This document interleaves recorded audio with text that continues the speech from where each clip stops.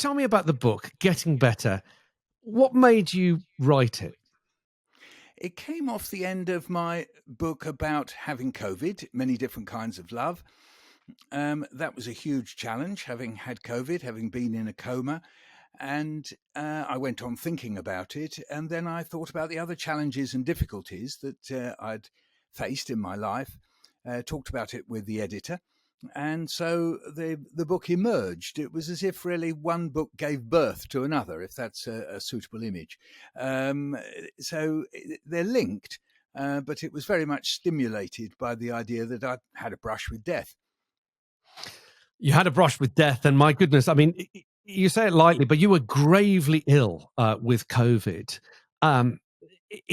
You're better now, and it's lovely to see your face looking good and looking. How do you feel now? I've got some permanent damage. My left eye is very foggy. Look, there's me. For listeners who are looking, as it were, I can hardly see you. I can see a bit of light. I can see your nose. There we are. You'll be pleased to know I can see you. And if I kind of look around like that, I can find patches in my eye that are better than others. And it does give me some double vision, which is annoying. And also, I've lost the hearing in my left ear. Most of it. I've got about 10% there, and I've got a hearing aid to amplify that 10%. So that's the lasting damage. And I just don't go on about it, but I've got kind of pains that shoot round my body, and I gather that's one of those things, one of the things that hang on after COVID, if you like. It seems as if somehow or other it can invade our joints and the muscles, just the bit of the muscle that feeds into the joint. So yes, there's a bit of that to deal with. Now, you've written about your time with COVID, and but this is a different book. Getting Better is, well, there's a lot in it, a lot of what you've gone through in your life in it, and of course, talking about your son who passed away at the age of 19. Tell us why you thought it was important to write about that, because actually reading in the excerpt from the book on that chapter, it seems like it's very important for you to write about it and for people who've gone through something similar to listen to it and perhaps tell their own story. Yes, I'll answer the second part of your question. That's to say, the book as a whole, I wanted to be not exactly a blueprint. I think I'm avoiding saying, look, see what I'm doing here, you must do this.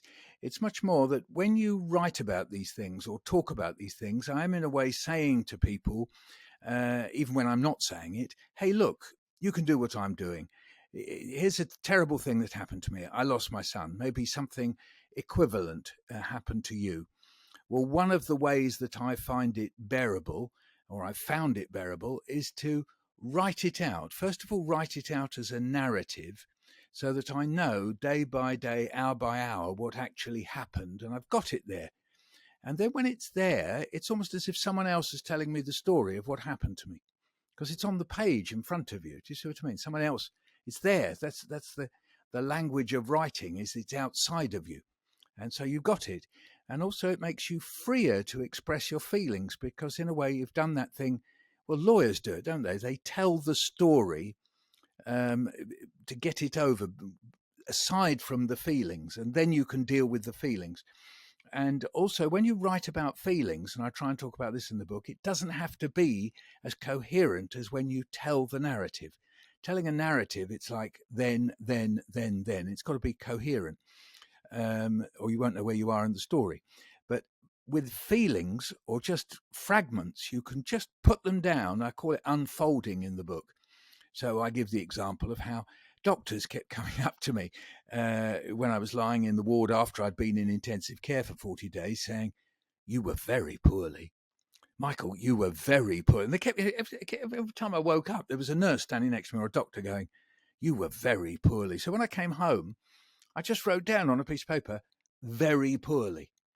And then underneath that, I wrote, that's what they keep telling me. See, I went into the kind of present there. I said, that's what they keep telling me. And so I let these thoughts and these feelings unfold one bit at a time. And I explain that in the book. And that way you don't have to feel dominated or by the worry that you've got to write sentences in order to explain your feelings or memories. You don't have to. Do you think that, of course, talking about something as traumatic as that you've been through, it can make things better for people, can make them feel better.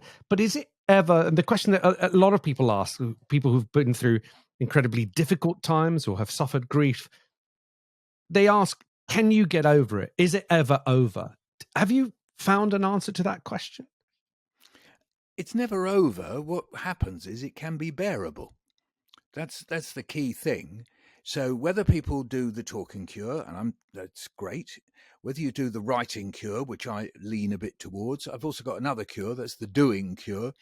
So What does the that is, doing cure entail? well, the doing cure can entail maybe just the stuff you do anyway. It's just whether you notice that you're doing it.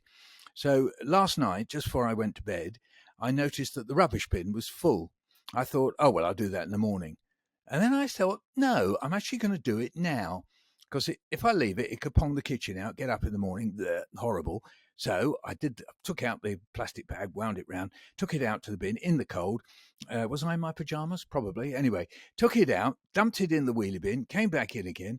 And then when I went to bed, I did this thing which I do every night, which is say, what did I do today that I can be proud of? I don't mean proud in some great exultant, look at me, I'm top of the Olympic, 1, 2, 3 thing, podium, I believe it's called. Just something that I can say, yeah, no, I did that. So as I went to sleep last night, I went to sleep thinking, no, but I put the rubbish out with a little smile on my face. Now, it's the stuff of comedy. You could see Peter Kay, making wonderful fun out of, look at me putting the rubbish out. I'm a champion. Well, there's a slight element of that. There is a comedic element to it.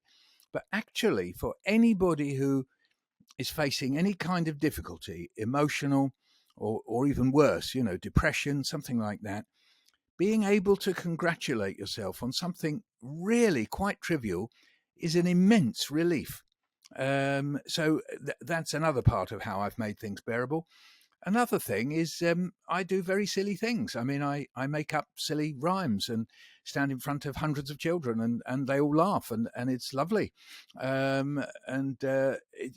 you can find things, I say silly things because silliness and laughter is a deadly serious matter because your times of silliness and laughter push back against the times of depression and feeling overwhelmed by things. I woke up the other morning and I heard one of those dust carts and it was doing one of those, what's it say? Stand clear, vehicle reversing. Stand clear, vehicle reversing. And my wife jumped out of bed cursing the fact that it was at whatever it was, 6:45 or something.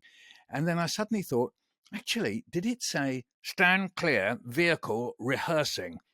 And I suddenly got this idea of, a dust cart rehearsal, a whole bunch of them in a kind of dust cart musical going, look at me, I'm a dust cart. And I just had this sort of moment of silliness about, vehicle rehearsing. And it's lovely. It cheers you up. You don't have to think about the terrible things like, nearly dying from COVID or, other things from in your life, as you say, like my dear, dear, dear son dying. Look, here he is. I got a nice picture of him. Where is Oh, he? show me a picture. Where is he? Here he is. Yeah, look. Here he is. Can you see him? There he is. Look. And that's Eddie. That's dear Eddie. Yes, that's right. There he is. What's he got in his hand? Is it a straw? Is it a straw? What do you think? It looks either straw or is it? No, it's not chewing gum, is it? No, I thought he might be stretching a piece of chewing gum. Oh, mind you, that is the sort of thing he might have done, is stick some chewing gum to his chin and then pull it, because he was really very much in favour of silliness himself. Yes, that's right. And when I was at my worst, I thought I described myself as carrying the elephant. And the reason why was because after Eddie died, I talk about this in the book, after Eddie died, his mother and I went to Paris and we sort of wandered around in this terrible state of, what was it? Kind of mixture of terror, fear that we would be like in trauma for the rest of our lives and crying and so on. And we went into shops randomly going, oh, there's some nice things. And I came across a card and it's from an Aesop fable that's been adapted by La Fontaine. A lot of the Aesop fables are rewritten by La Fontaine.